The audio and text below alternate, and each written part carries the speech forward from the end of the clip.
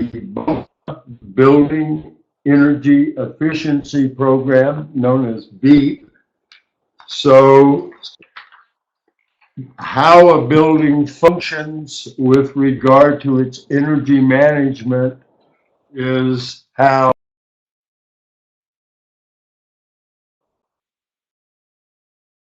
I have an understanding of the audience. If you could type into the chat box, how many of you are building facility owners, building facility managers, and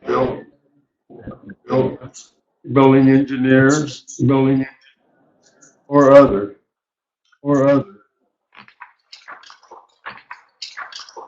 Why is energy efficiency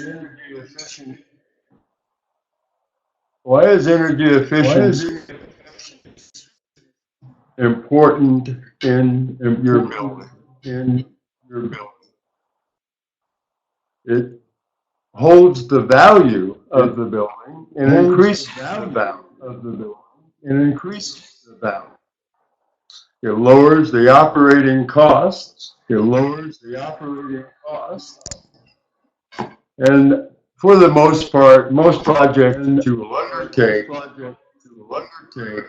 have long and short-term payback timelines. The projects that we're going to address today, subjects, are not something that's going to get you an Energy Star or a LEED certificate. Certainly will help you down that. So a few things that we'd like to go over today deal with how do you know what your current building efficiency is. So what we want to do is define an energy audit. In order to conduct an audit, you need to determine what your current energy use is. You need to determine what your current water and sewage use is. You need to determine the accuracy of the meters that are being used. You need to have pressure tests on your airflow system to understand if they're functioning the way they should be, or if there's blockage, or if there's cold or hot areas. You need to look at your electrical distribution center, and that deals with your power boxes, that deals with your office space load use, and we need to evaluate your water pipe system. Is it functioning as designed, and is it functioning to your best interest? To identify your savings, once those other steps have been taken, I always like to talk about, you look at going to the low-hanging fruit.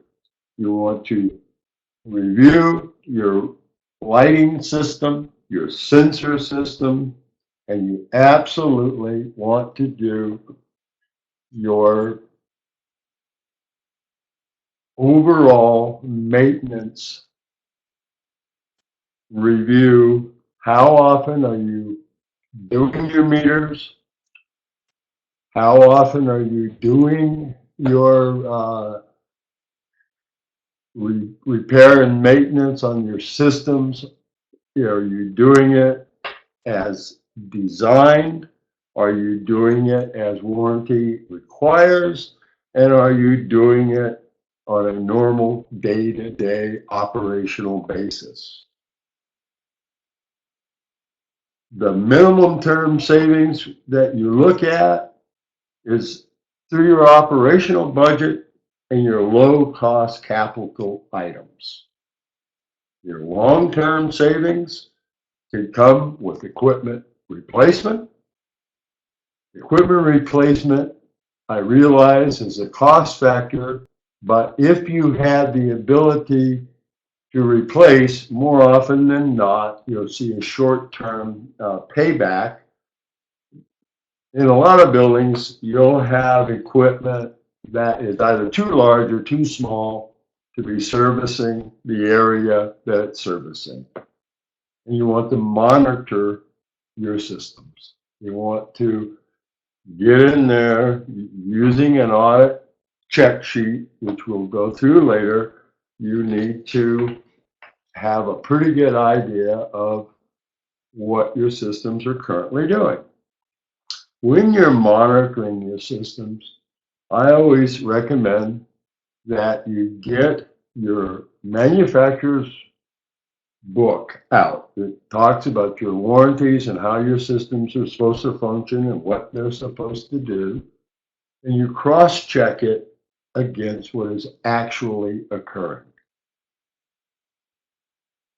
In addition to that, when you look at the systems that are available, currently there are a number of monitoring systems that are on the market that can help you determine when best to have heating, when best to have AC on, and they can be wireless, they can be on your main computer system, and what you do is you bring all these things together onto one computer so that the building engineering department has full understanding of what's happening and when systems go on and when systems go off, designated on the use.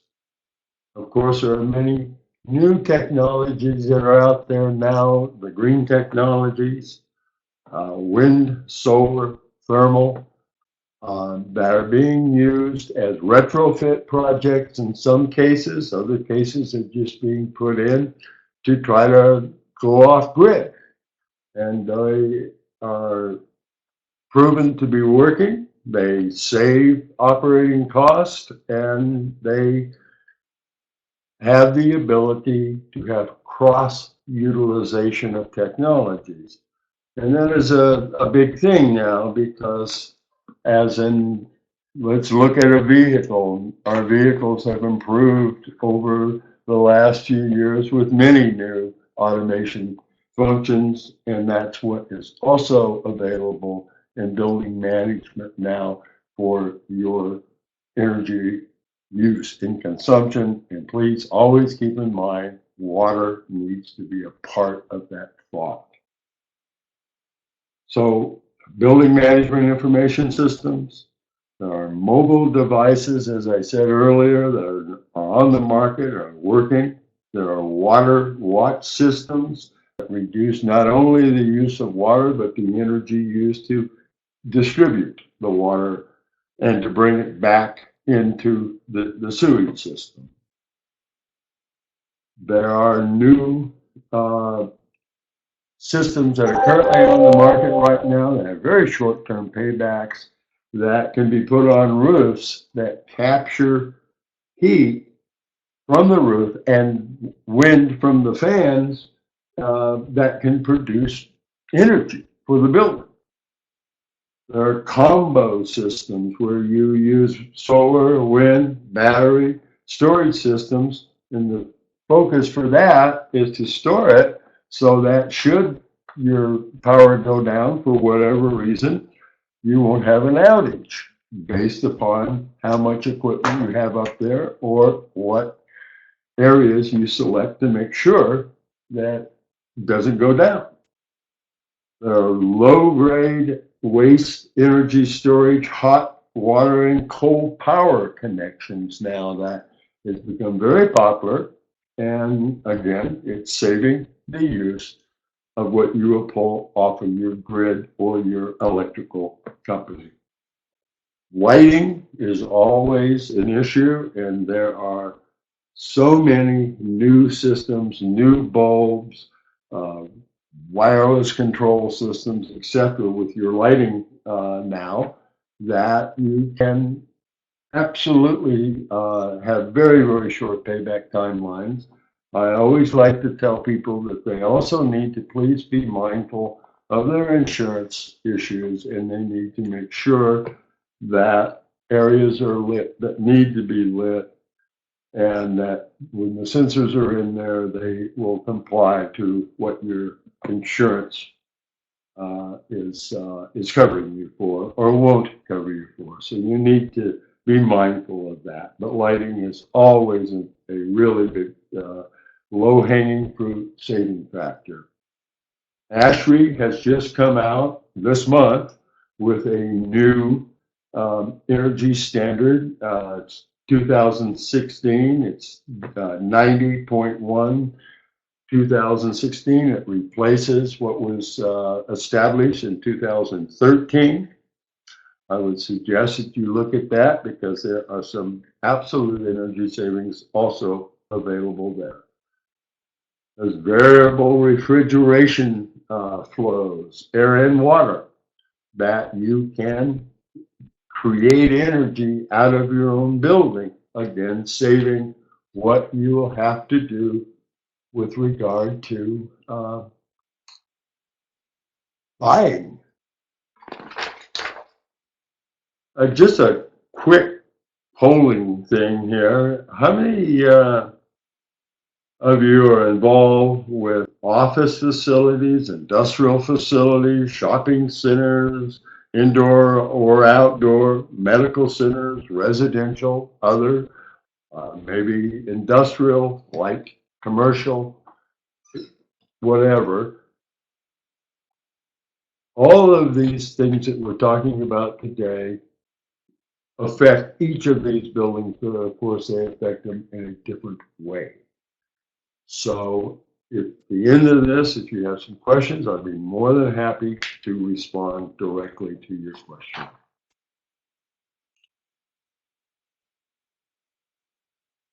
Action steps. I'm sorry, I just missed a thing here. What we want to do is establish a to-do list that are based on findings. So how do you do all this? What is important first? What is important second? And what needs to happen? To establish your to-do list, as we originally talked, you need to have your electrical bills, you need to have your water bills, you need to have your fuel bills if you have a full oil system in your building, and you need to see what you're currently doing. And then you need to look at your equipment and see what it's supposed to be running on, what amount of energy is supposed to make it function. And then you create a checklist of where you want to go from there, what happens with that. After you've had the ability to do your review, and please keep in mind you need to do your water as diligently as you do your other utilities. When you list your results, we can add new items, and you can add items that are appropriate. Each building has a different personality about it.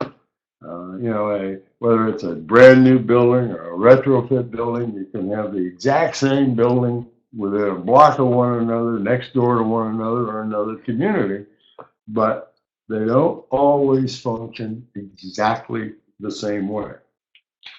So everything that you put in your action step should be directed solely at what your research has shown you with regard to what you're currently spending, what you would like to reduce it to, and what your documents in your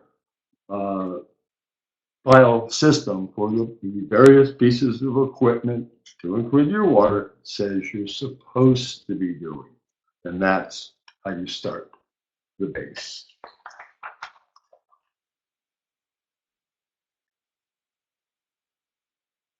we jumped over something here. I don't know what happened to my slides, but I'm going to, there's a slide here that I can't find. I apologize to you. It's some of the things that you want to look at while you're doing this research. You want to establish your building opening hours and your building area opening hours. You want to determine when you need cooling, when you need heating, and when you need heated water, and when you don't, when your sprinkler system is or isn't supposed to be going on. And you need to determine the scheduling of your system to include your lighting. Again, I emphasize that you need to really look at your insurance plan when you're talking about your lighting to make sure that you're staying in compliance with those documents. And if they need to have any adjustment, you need to take that step. You want to look at your elevators, you want to look at your escalators, you want to look at any moving device that is in your facility.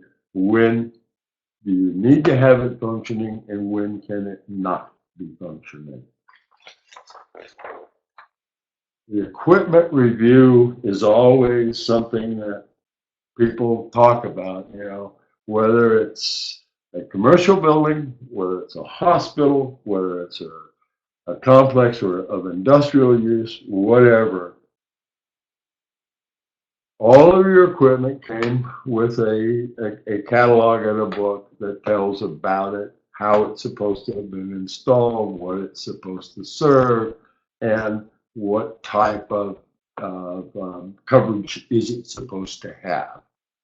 You just simply need to get that out, get those documents out, and look at them and say, is this what it is now servicing? Is this what we're doing? Is this what is prescribed?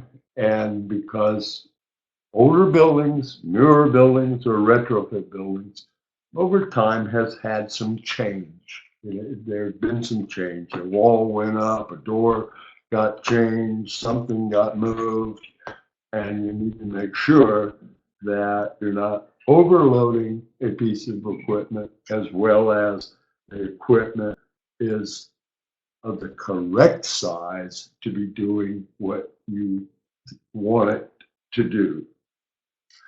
This brings also a very critical point, and that's your power box size cross sheets and your plug load cross sheets.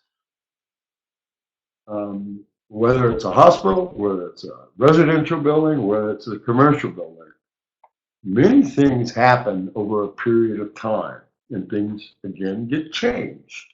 And one office had one use when you were originally putting a system in, and now it has a totally different use. So you need to be sure the current use is compliant with what equipment you have to include your airflow systems and your heating systems that are doing what you want it to do and what you thought it should be doing.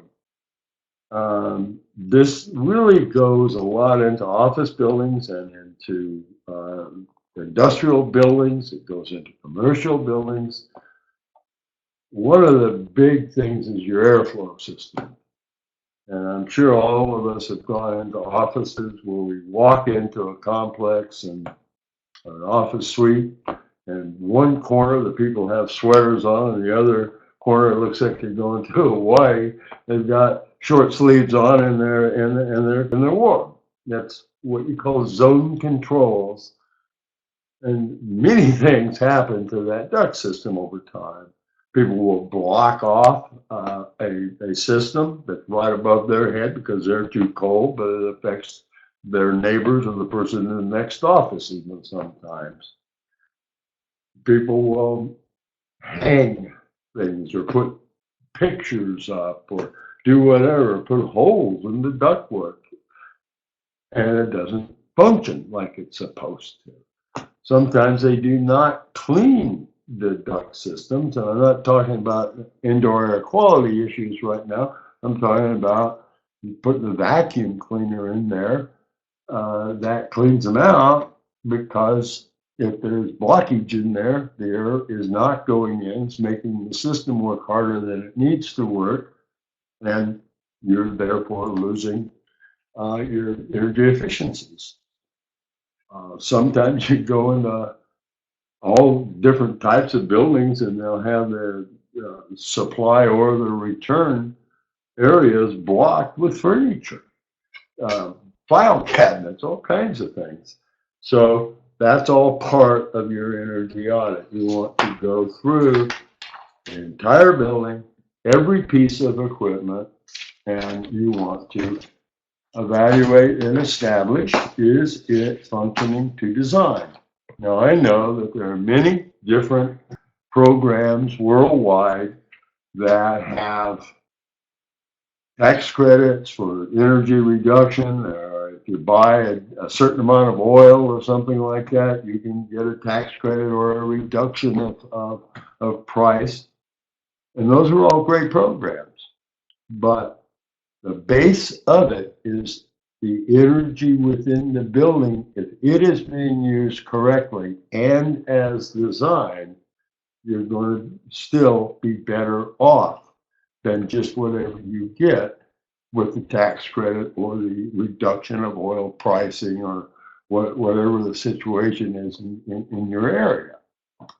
It always comes down to the overall efficiency of your equipment, your lighting, and please keep in mind that your water is just as important as your electrical bill, because there's a lot of waste in your water use as well. Yeah. How many times have you gone by a building and when the sprinkler systems are on and the sidewalk is wetter than the grass, or wetter than what they're trying to fill up their flower beds, trying to get those watered? There are many, many misuses. And the part about having your pipes cleaned is really important, because sometimes there's blockages within the pipes, a tree root, whatever, or a coupler has become dislodged and water is going someplace under the cement or under the building that you don't know about, and therefore you're using more water, and what water is coming out is not going to what you thought it was going to go to. And as you know, most areas, when the bill based on your sewer is really calibrated off of what has been sent into the bill. So you have a savings of what your actual water would be that you use, as well as what your sewer fees are. So that is pretty much the overall of why a building audit of your energy use and your water is important to use. At the end of this, I believe that if you have any personal questions, please feel free to contact me. If I didn't answer something, or if something came up in your mind that he didn't address this or that, be more than happy to respond to you. So with that, I'm pretty much done, other than question and answers. Appreciate your time. I hope you have a nice weekend. Hello?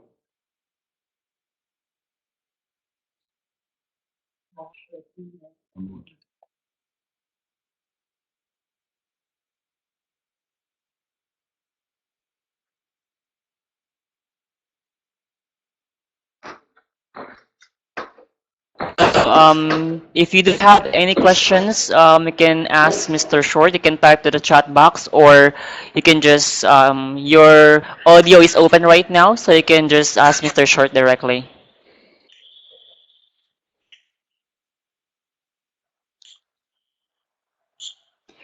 If you have question, you can just click on the raise hand button.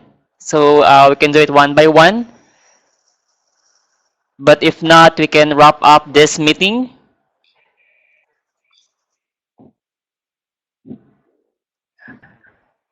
I would like to thank very Is much. I would anyone? like to thank very much the International Trade Council for All right. So I believe that there is no question anymore, Mr. Short. If you would like to ask some question to him, you can ask information so you can contact Mr. Short. Now, before you go, I just want you to know that I would like thank you for attending the working group meeting today, and Mr. Short, we really appreciate for conducting this meeting. And there will be a recorded copy of this web meeting will be sent out to you within 7 working days. So, with that being said, again, my name is Ron from International Trade Council. We really appreciate you attending the meeting, and you all have a lovely day. Thank you so much, Mr. Short. thank you.